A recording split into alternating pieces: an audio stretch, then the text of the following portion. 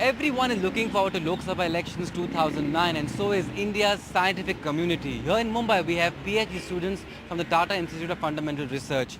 Tell us, what are your issues which you want our MPs, aspiring MPs to address? Well, I think first thing that is hitting us very badly is recession. So I think there should be something done on financial side. And the safety security part in Mumbai at least, I think I'm happy with it. Because usually the issues when it starts with people think of the terrorism on 26/11 etc. But I think with a city like Mumbai, since I've been brought up here, I know that it's very difficult to handle such a huge crowd. So I think the police is doing pretty good job and there's some problem for them to get their resources from the central government. So if that is taken care of, I think police is doing fine job. So basically the recession is the major issue that I think people should. Recession, we'll get to that, but you're a first-time voter and you're telling me that 26/11 terrorism is an issue which is bothering you. Tell us more about it. So every day people go out of their homes to work and every day they pray to come back safe. So somebody, some terrorists cannot decide like whether we are going to die today or tomorrow. It's not something that they should decide. So safety is certainly an issue. Safety as far as we all are concerned from terrorists, but also you being a woman, traveling in Mumbai, it was much safer earlier. Just recently we heard somebody was raped, somebody has been kidnapped. Does that bother you, your family? I'm sure they will be asking questions. True, it's really scary sometimes. The family is more worked up because they are sitting at home, they don't know what's happening out. When we are out, it's up to you to decide. If you think today I'm walking this road, I'm safe, it's okay, you can walk straight without worrying. But it's the fear is within us, and the problem is we just can't point out fingers to everyone. Each one of us has to work towards it. We have to be aware of what's going around us, be more alert.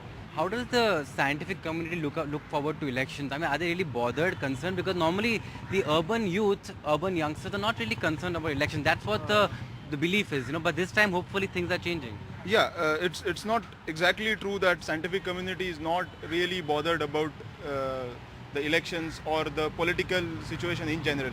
But yeah, one feels that because first of all it's a small community, so political parties may feel that they don't have a role as such. They are not a vote bank kind of. So in a vote bank kind of politics, scientists don't figure out anywhere.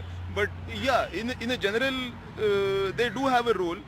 As in the technology of indigenous kind of technologies that should be applied in India kind of things. So we just borrow things from some country and apply them in, but the rural India really needs the technological changes, which probably scientists and politicians need to come together and think on this issue. What sort of qualities are you looking forward in our next MP, Do you want somebody you don't know about, somebody who is not literate, somebody who has a criminal record, or are you really checking who a candidate you're going to vote for? Yeah, this is something very serious. So far we have been so careless about who forms the government, everybody. But there are so many educated people in the country, but the people who are ruling us are actually, most of them are uneducated and they really don't even have civic sense most of the time. So it's time that we bring in educated people to bring to the place where they make laws, execute them, things like that. So there you are, a few voices from our scientific community who say they may not be a vote bank for politicians, but they promise on the 30th of April they will get that all important black mark on their fingers. In Mumbai, Tejas Mehta for NDTV.